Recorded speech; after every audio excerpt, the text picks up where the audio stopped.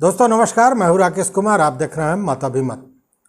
आज पटना उच्च न्यायालय में नगर निकाय के मामले को लेकर सुनवाई होनी थी, जिसमें सुनील कुमार की याचिका थी CWJC 4223, साथ में प्रोफेसर रामबली सिंह, हरिनारायण शर्मा का भी मामला था।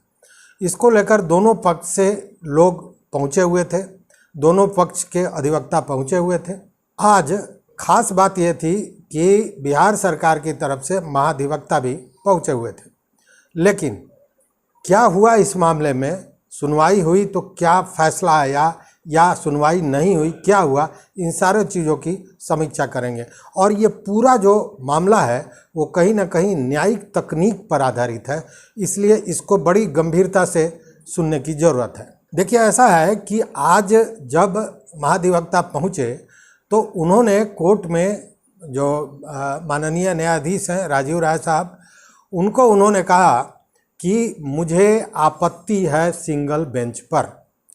उन्होंने बात की एक IA पिटीशन जो पहले दिया गया था, जिसमें यह था कि चूँकि ये मामला जब हाई कोर्ट से सुप्रीम कोर्ट गया था तो हाई कोर्ट में डबल बेंच का फैसला था, उसके बाद सुनील कुमार सुप्रीम कोर्ट गए थे, इसलिए उनका ये तर्क था कि इस मामले को सिंगल बेंच में नहीं सुनना चाहिए, जब भी इसकी सुनवाई हो डबल बेंच पे हो। लेकिन जब ये मामला आया था उसी के बाद आपको याद होगा 25 जुलाई को जो माननीय न्यायाधीश हैं राजीव राय साहब, उन्होंने इस मामले को भेज दिया था चीफ जस्टिस को, और इसी को लेकर चीफ जस्टिस के यहाँ भेजा गया था कि इसकी सुनवाई डबल बेंच पे होगी या सिंगल बेंच पे होगी। लेकिन उस समय चीफ जस्टिस ने जो ऑर्डर किया था वो ये किया था कि चूँकि नगर निकाय के मामले का जो रोस्टर है उसमें सिंगल बेंच में न्यायमूर्ति राजीव राय साहब इसकी सुनवाई करना है, इसीलिए वही सुनवाई करेंगे। आपको याद होगा उस दिन जो हमने वीडियो बनाया था उसमें स्पष्ट कहा था, उस दिन के वीडियो को याद कीजिए या उसे फिर आप देखेंगे तो आपको समझ में आएगी बात। मैंने कहा था कि सारे लोगों ने आश्चर्य व्यक्त किया है कि आखिर बिना दोनों पक्षों को सुने हुए चीफ जस्टिस ने ऐसा फैसला क्यों किया। इन सारे चीज़ों पर हमारी कई लोगों से बात भी हुई और आज हमने इन सारे मैटर पर बात किया। जो सुनील कुमार के विद्वान न्यायाधीश हैं सुप्रीम कोर्ट के श्री राहुल श्याम भंडारी साहब, उनसे भी हमारी बातें हुई, और जब बातें हुई तो बहुत सी चीज़ें जो मुझे नहीं जानकारी थी उन चीज़ों की मुझे जानकारी हुई और सारा जो पिक्चर है वो क्लियर हो गया। देखिए, ऐसा है कि होता यूँ है कि जब इस तरह के मामले चीफ जस्टिस के यहाँ जाते हैं तो बाज़ाब्ता दोनों पक्षों की सुनवाई होती है और तब तय किया जाता है कि इसे सिंगल बेंच में इसकी सुनवाई की जाए या डबल बेंच में इसकी सुनवाई की जाए। लेकिन बिना सुनवाई के ही चीफ जस्टिस ने जो एक यूँ कहे कि एडमिनिस्ट्रेटिव पावर होता है उसके तहत उन्होंने प्रशासनिक पद्धति में इसका ऑर्डर कर दिया था कि इसकी सुनवाई, चूँकि ये रोस्टर में है इसलिए इसकी सुनवाई राजीव राय साहब ही करेंगे, सिंगल बेंच में करेंगे। आज ये मामला फिर उखड़ गया, और ये जो मामला उखड़ा इसके पीछे क्या कारण हो सकता है, इन सारे चीज़ों पर भी हमारी बातें हुई हैं कई लोगों से। आपको याद होगा कि 2 तारीख को इस मामले की सुनवाई होनी थी, लेकिन ये 1 तारीख को ही लिस्ट में आ गया था और इस पर फिर बातें हुई। वहाँ पर भी सुनील कुमार के जब अधिवक्ता हैं राहुल श्याम भंडारी साहब, उन्होंने जज साहब को ये कहा था, पहले भी कहा था कि इस मामले में जिन लोगों से भी एफिडेविट लेना हो या जो भी कागजात की ज़रूरत हो, काउंटर एफिडेविट की ज़रूरत है, उन सारे चीज़ों की मांग पहले ही कर ली जाए, क्योंकि इसमें समय लगता है। उन्होंने इस मामले को लेकर सुप्रीम कोर्ट की भी के ऑर्डर की चर्चा की थी कि सुप्रीम कोर्ट ने कहा है कि चूँकि इस चुनाव में जो माननीय का समय सीमा होता है वो 5 वर्ष का होता है, इसीलिए उसमें आपको याद होगा जो फरवरी में सुप्रीम कोर्ट ने अपना ऑर्डर दिया था उसमें बाज़ाब्ता ये दिया गया था कि चूँकि समय सीमा होता है 5 वर्ष का, इसलिए जल्द से जल्द इसकी सुनवाई की जाए, और साथ में यह भी एक समय सीमा में बांध दिया गया था कि 4 महीनों के अंदर इसकी सुनवाई की जाए। तो 4 महीना तो पूरा हो गया है, किसी भी दृष्टि से देखें तो अगर गर्मी की छुट्टी को हम छांट भी दें तब भी 4 महीना 14 तारीख को 14 अगस्त को पूरा हो जाता है। खैर, लेकिन अब यह संभव नहीं दिख रहा है। और इसी को लेकर जब 1 तारीख को जब सुनवाई हुई थी तो राहुल श्याम भंडारी साहब ने जो भी कागजात थे, काउंटर एफिडेविट करना था या जो भी था, उन सारे चीज़ों को जमा कर दिया था, उन्होंने कोर्ट के सामने पेश किया था। जिस पर आपको याद होगा उस दिन वीडियो में भी मैंने बताया था कि जज साहब बहुत प्रसन्न हुए थे और उन्होंने कहा, इसके लिए एक तरह से कहें कि धन्यवाद दिया था कि ससमय कहने पर आपने कागजात दे दिया। आपको याद होगा कि शुरू में सत्यव्रत वर्मा साहब जब इसकी सुनवाई किए थे तो 2 दिन इसकी सुनवाई भी हुई थी और बाज़ाब्ता सत्यव्रत वर्मा ने जब पूरे मामले की सुनवाई की थी, जब सुना था उन्होंने, तो बाज़ाब्ता उन्होंने कह दिया था कि चुनाव में गड़बड़ी हुई है, चुनाव में धांधली हुई है और अगर यही रहा तो मैं इसे एक तरह से यूं कहें कि रद्द कर दूंगा। अब इस मामले के बाद ही ये मामला उठा था सिंगल बेंच का और डबल बेंच का, जिसको लेकर उस समय सुनील कुमार के पक्ष से कोई विरोध नहीं किया गया था कि आप सिंगल बेंच पे सुनिए या डबल बेंच पे सुनिए। हाँ, उन्होंने ये ज़रूर कहा था राजीव राय साहब जो माननीय न्यायाधीश हैं उनको कि आप सुन सकते हैं, चूँकि सुप्रीम कोर्ट ने ऐसी कोई बात नहीं कही है। लेकिन अब आज जो हुआ है ये मामला कुछ दूसरा है। आज जब महाधिवक्ता पहुँचे हैं न्यायाधीश महोदय के पास तो उन्होंने कहा है कि मैं इस मामले को लेकर अपील करना चाहता हूँ चीफ जस्टिस के पास कि ये मामले की सुनवाई जब भी हो तो डबल बेंच में हो। इस पर बाज़ाब्ता न्यायाधीश महोदय ने ये कहा कि मैं कई दिनों से इसकी सुनवाई कर रहा हूँ, आपके जूनियर भी आ रहे हैं, लेकिन इस तरह की बात तो पहले नहीं आई थी। तो उन्होंने कहा कि नहीं, मैं नहीं आया था, इसलिए मुझे इसकी जानकारी नहीं थी। इसकी सुनवाई अब जब भी होगी तो डबल बेंच में ही होनी चाहिए। इसीलिए मैं चीफ जस्टिस ने जो ऑर्डर किया है सिंगल बेंच में सुनवाई का, इसके विरोध में मैं पिटीशन देने जा रहा हूं कि इस पर फिर पुनर्विचार किया जाए।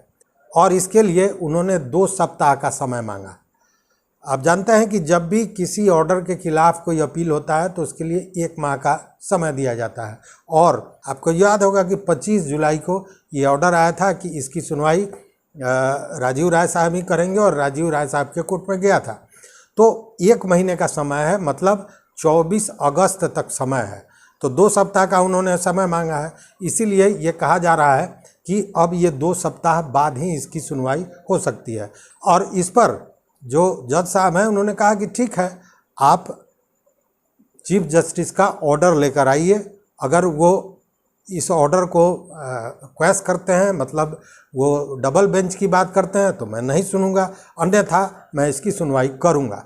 अब देखना यह है कि सरकार जब इसको लेकर चीफ जस्टिस के यहाँ जाती है तो क्या सुनवाई होता है, क्या ऑर्डर होता है। उसी आधार पर अब ये बातें आगे फिक्स होंगी कि इस केस की सुनवाई डबल बेंच में होगी या सिंगल बेंच में होगी। इसको लेकर हमने बात की विद्वान न्यायाधीश राहुल श्याम भंडारी साहब से। उन्होंने स्पष्ट कहा कि इसको लेकर हमें कोई आपत्ति नहीं है, सुनवाई डबल बेंच में हो या सिंगल बेंच में हो। लेकिन उनका ये कहना है कि ये समय सीमा है, यह बीत रहा है, लंबा समय लग रहा है, ये जो है इसके चलते उनकी मांग ये है या उनका सोच ये है कि जल्द से जल्द इसकी सुनवाई होनी चाहिए और इसका निर्णय आना चाहिए।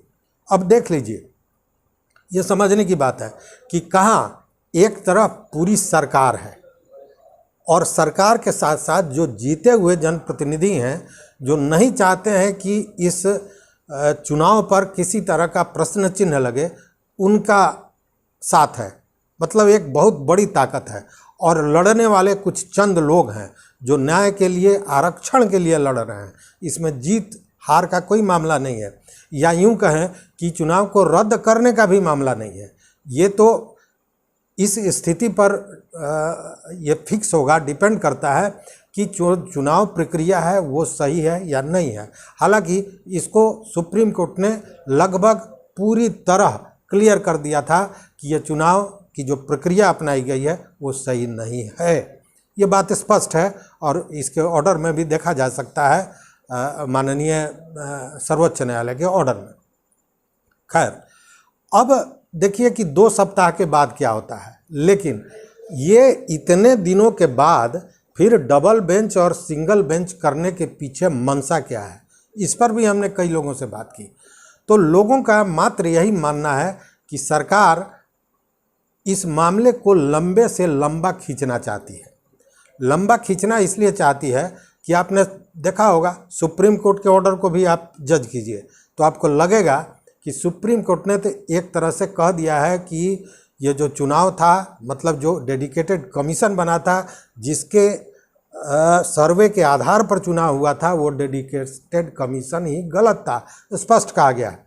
तो उस स्थिति में ये चुनाव की पूरी प्रक्रिया गलत हो जाती है। दूसरी बात कि सत्यव्रत वर्मा साहब ने भी जब सुनवाई की थी तो उन्होंने कहा था स्पष्ट कि इस चुनाव में धांधली हुई है, मैं इसे रद्द कर सकता हूँ। तो ये सारी बातें कहीं ना कहीं एक प्रेशर तो ज़रूर बना हुआ है। दूसरी बात कि मामला सरकार का है तो सरकार भी अपने तरफ से हर तरह से दबाव देना चाहेगी कि ये मामला लंबा खींचे या फिर उनके पक्ष में फैसला आवे। लेकिन न्याय का घर है न्यायालय, तो हाईकोर्ट जब भी कोई फैसला करेगी तो निश्चित रूप से जो तथ्य हैं, जो चीज़ें सामने हैं, उसी के आधार पर न्याय जो कहता है, जो संविधान कहता है, जो नियमावली कहता है, जो कानून कहता है, उसी के आधार पर न्याय होगा। लेकिन यह तो ज़रूर है कि यह मामला लंबा खींचता जा रहा है। तो देखिए कि अगली सुनवाई 23 तारीख को इसकी सुनवाई हो सकती है। दूसरी बात ये और भी लंबा खींच सकता है, और उसका कारण यह है कि चाहे कोई भी हारे, सरकार हारे इस मामले में या सुनील कुमार का पक्ष हारे, हालांकि स्थितियां स्पष्ट है कि कौन हारने जा रहा है, लेकिन जब जो भी हारेगा, चाहे कोई भी पक्ष हो, तो निश्चित रूप से वो फिर सुप्रीम कोर्ट जाएगा। कहने का मतलब कि अभी प्रक्रिया बहुत छोटी नहीं है, प्रक्रिया लंबी है। लेकिन अगर जल्दी सुनवाई हो जाती तो निश्चित रूप से हाईकोर्ट का जो फैसला आता उसके बाद आगे की प्रक्रिया होती। लेकिन अभी मामला हाईकोर्ट में ही अटका हुआ है और ये सब कानूनी दांवपेच है, केवल इस मामले को लंबे से लंबा खींचने के लिए। इसीलिए वो मित्र जो बार बार कहते हैं कि 5 साल तक ऐसे ही चलते रहेगा, ऐसे ही चलते रहेगा, ऐसा नहीं है कि ऐसे ही चलते रहेगा। लेकिन कोर्ट की भी अपनी मर्यादा है, उनको भी संविधान के तहत चलना है। अगर सीजे के चीफ जस्टिस के ऑर्डर के को महाधिवक्ता चाहते हैं कि उसको चैलेंज किया जाए, तो उसको रोकने का भी अधिकार नहीं है न्यायालय के पास, क्योंकि न्यायालय सुनने के लिए बैठा हुआ है। तो इसलिए ये 2 सप्ताह दिया गया है। देखते हैं 2 सप्ताह के बाद क्या होता है। तो इस वीडियो में इतना ही, लेकिन न्याय पर और न्यायालय पर निश्चित रूप से भरोसा रखें, यह मेरा निवेदन है। तो इस वीडियो में बस इतना ही। अगर चैनल पर नए हो तो निश्चित रूप से इसे सब्सक्राइब कर लीजिए, शेयर कीजिए अपने दोस्तों के साथ कि वो भी सारी चीज़ों को समझ सकें, क्योंकि आज का मामला पूरा तकनीकी मामला था, कानूनी दांवपेच का मामला था, और इस दांवपेच में सरकार कैसे मामले को आगे बढ़ा रही है ये स्पष्ट सामने दिख रहा है। तो देखते रहिए मत अभिमत। बहुत बहुत धन्यवाद, कोटिशः आभार।